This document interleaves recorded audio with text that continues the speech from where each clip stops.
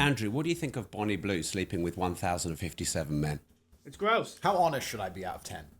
11. I want you to be honest. You want me to be honest? Yeah, go on. I don't understand why men sit here and try and lecture you about it. I don't understand why men sit here and say you shouldn't do it. It's your body, your choice, right? This is the world we now live in. This is the end result of feminism.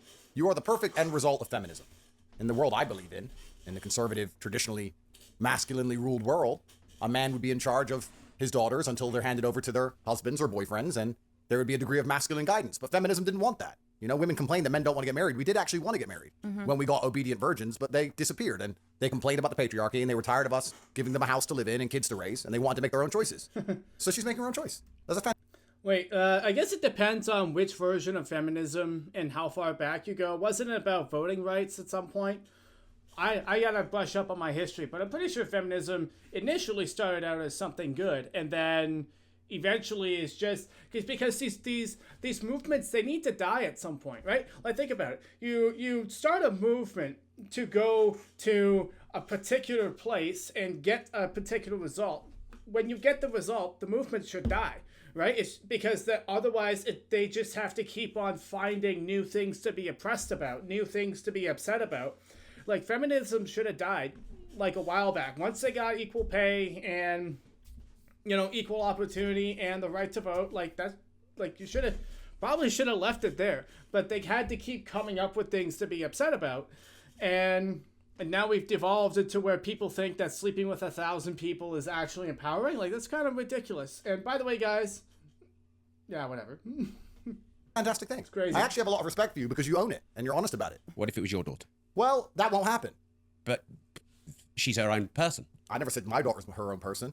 I said women want to be their own people. But my point is, there's so many women who go to Magaluf for a weekend and do something very similar, and then they come back to England and get with some fucking guy and start asking for presents from him and talking about how they deserve a traditional relationship and they want to get married and they want a Christmas present and all this bullshit. Most women do exactly what Bonnie does. I don't see you any different than most women. And I'm not saying that in a degrading way. Most women don't sleep with 1,057. What? I would like to see some studies on that. That seems like to be a little bit of an outrageous claim to say that most women do that. I understand, like, if you're in a bubble, if you're in the right-wing alpha male bubble and, like, your entire, like, TikTok feed is just, like, bad women wilding out, it's like, yeah, you might have that perspective. Pretty sure most women don't do that. Just like most men don't do that. Men in a day. 1,000?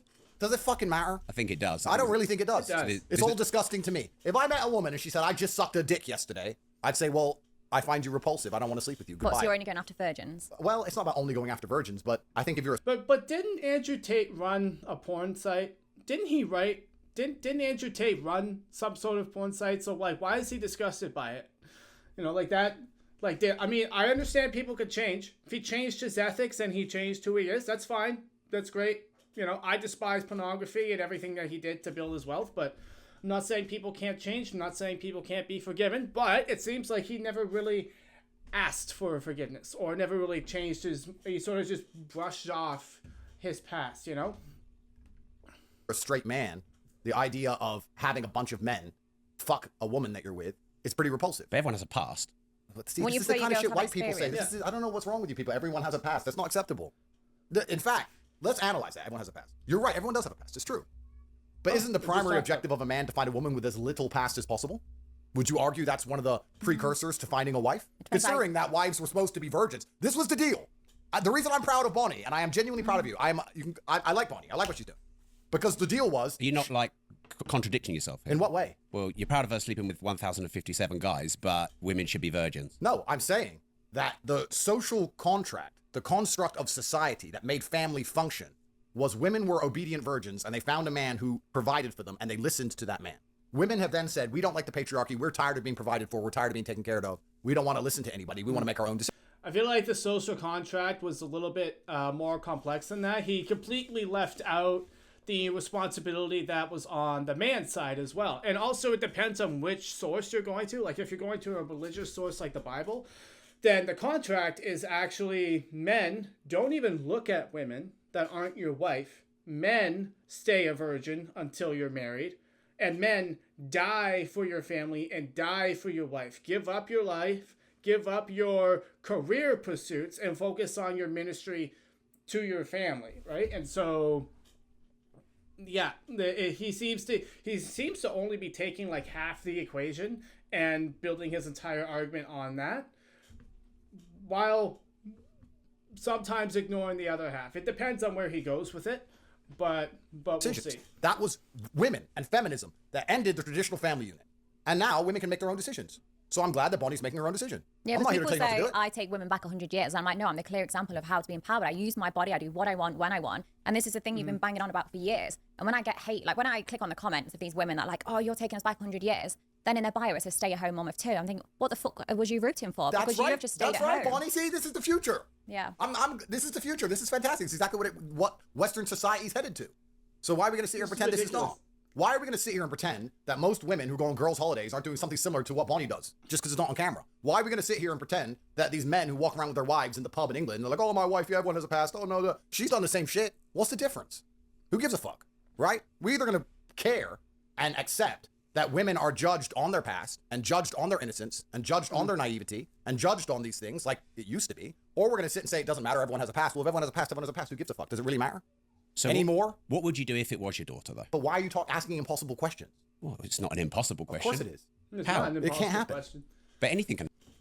I feel like a lot of times with these conversations, we drastically oversimplify them and just say like, oh, this is exactly, how it is. And to some degree, yes, but there's a lot of variability in play in there. Like, do you have different social contracts going back like a long time? And it can manifest itself in many, many different ways. I don't think Bonnie Blue is just setting women back like in general. I don't know if there's ever been the ability to pimp yourself out to that degree. Like that's just crazy. Like that's just gross and disgusting. And the whole idea sort of revolves around, okay, what makes a good wife? What makes a good partner in general? And a couple things that I would say is that you actually have to look, it's not just the past, it's how well has the person recovered from that past? Because as Andrew Tate said, everyone has a past, right? And so the question is, who are you now and where are you going, right? And so I'm not necessarily overly concerned with a woman's past. I care about who they are now and where they're going. Because I've seen women with perfect pasts go completely off the rails. Completely. Like they had a good past, they got married, and then it just went completely off the rails. And right, so a perfect past and being a virgin is not necessarily the best indicator of whether or not a woman will make a good partner. I would say it's more along the lines of character traits and virtues and actually being able to demonstrate those virtues and those character traits in real life, and that you have a unified mission and goal so that, when the kids move out, you don't just get divorced because, all right, we finished our goal, that's it. It's like, what's your life going to be about? What's your marriage going to be working towards? And is it going to be centered around God? And have both parties recovered from the past significantly well enough and have demonstrated their newfound character traits, and are they a match? And are they going in the same place? So that's kind of like how I would put it. It's not just, is she a virgin and will she be obedient? Like, no. And also, I'll say this. I'll make some people angry with this. The idea that a woman should be like just completely obedient, it kind of comes across as like a little insecure. Like, yes, I do believe men are the head of the home, just as Christ is the head of the church. But people also seem to forget that, Christ died for the church and men are supposed to die for their wives. And that's why women submit to their husbands in a certain sense, because he's putting his life on the line. He's willing to die for them. But you also want to take into account that the Bible talks about a man serving his family. And so when two people show up to serve each other 100%, 100%, it's not 50-50, it's 100-100. And you show up to serve each other, then you're more likely to have success. It's against the laws of physics. It's not. I mean, if your daughter opened her legs and took 1,000 dicks, it's not impossible. Of course it is. What? I Why mean, is the it dicks would impossible? enter her pussy, therefore she's taken. It's literally impossible for my daughter. What, are you going to be there against your daughter's pussy saying that dick's not entering it? No, my daughter just wouldn't make that decision. But why? Because I still raise her in a household where she is masculinely guided, and she will be guided by me until I hand her over to some other man. However, I believe when women are left to their own devices, they will only ever make stupid decisions. Was mine a stupid decision? I wouldn't say it's any more stupid than most decisions women make, to be honest with you. I think that most women, to some degree, are sex workers anyway. Like, I mean, let's be honest about it, right? Most women look at Miami or Dubai. What's your job? Oh, I've got a boyfriend. So your job is being a girlfriend. And why does he give you money? Because you give him sex. Like, that is a completely gross and ridiculous, nonsensical oversimplification and narrow view of society. Like, doesn't even make sense. And women are not inherently like that. You could say the same thing about men, because that's all men want, right? Like, it's kind of a ridiculous... Most women are sex workers anyway, to be honest. But isn't that what you said the family unit was? Well, then you're a sex worker with one customer. You know, which is nice. I guess it's better. It's more... But that's ridiculous. It's not... A mother who's raising her children is not a sex worker. Now you're just blurring the definition. Sex, in and of itself, is not wrong when you use it in the way that God intended. So inside of a marriage, that's not a sex worker. That's a wife. That's a marriage. That's a holy, beautiful, righteous thing that you're doing. That's not sex work. Sex work is when someone just sleeps with everyone for money, and you're being a prostitute and being pimped out. Like, that's not good, and that's unholy. That's disgusting, and that's not okay. To blur the lines and blur the definitions of these things, like Andrew Tate is doing, is just ridiculous. Like, all of society is women being sex workers. Like, come on. Like, what are we even doing here? Like, that's just retarded. And I'm not even that well educated, and I can see that. Like, it's just a really, really gross oversimplification of things. And it's an oversimplification in the wrong way, right? So I could say that all men are sex workers, because they just don't necessarily trade sex for money. They trade it for their dreams or something, right? Men are just sex buyers. Like, that doesn't make a lot of sense to me. That's just silly. Efficient. But what about if you're raising children? That's not sex work, is it? No, that's being a mother. Yeah. All right, so that's interesting, Rob. Rob said this, not me. So they're either virgins, sex workers, or mothers. Are those the three categories? I think you're putting words into my mouth. I think that's what Rob just said. Those are the three categories. I'm just sat in the middle. And women have to choose to be one of them. So is that what you think?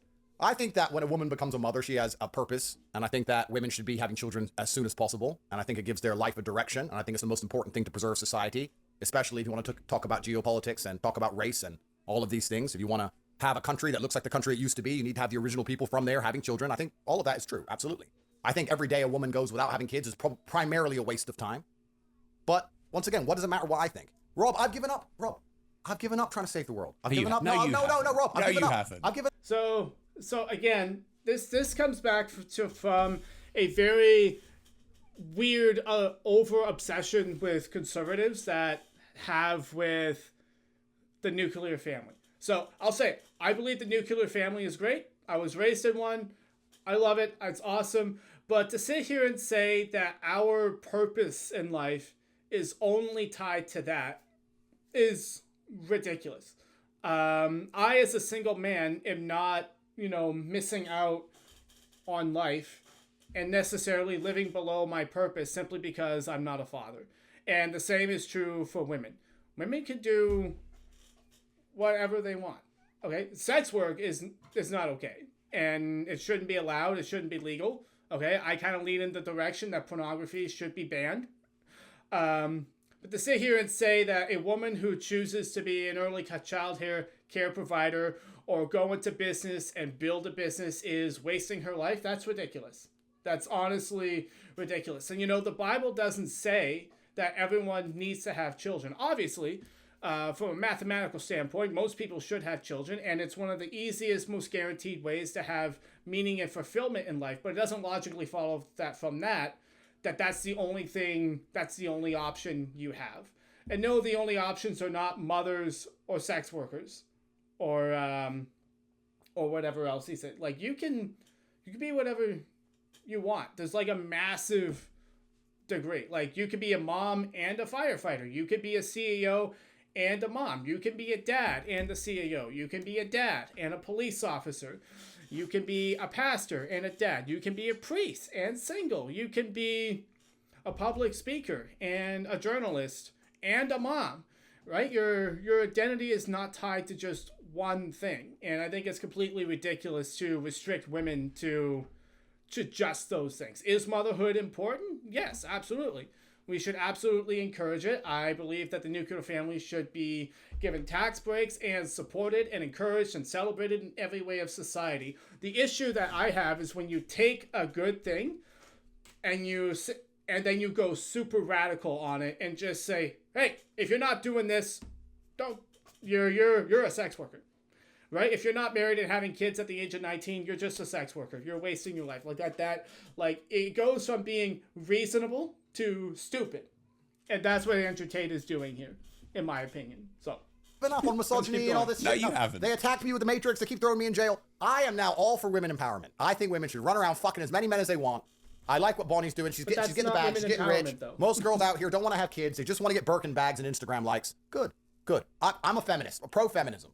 This is the world now. How the world's going to end up, who gives a fuck? Who cares about the future?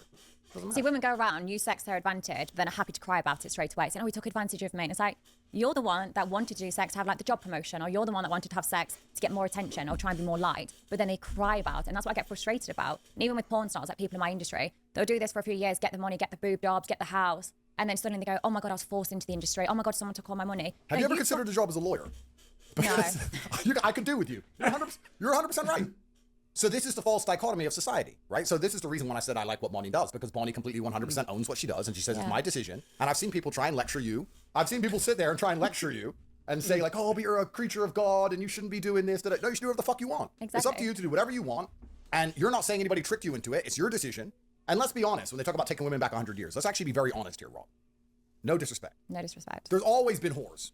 It's the oldest profession. Ancient Rome had whores. There's always been whores. The Aztecs had whores. You think there weren't concubines in the fucking Ming dynasty sucking little Chinese pee-pee? Of course there were. There's always been whores. It's the oldest profession in the world. Exactly. So do you think it's a legitimate job? Well, I mean, no, check her bank. I'm sure she's making fucking loads of money. So here's where... Just because you make money from it doesn't mean it's ethical. There's always been whores, yeah, because man has always been sinful and corrupt and broken in the soul and in the brain.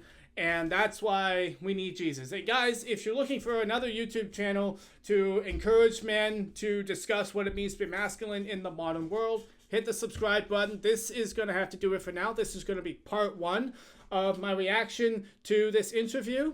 And I'll probably make other videos going a bit more in depth into these things. So make sure you subscribe for that, and you can check out another video right here. Cheers.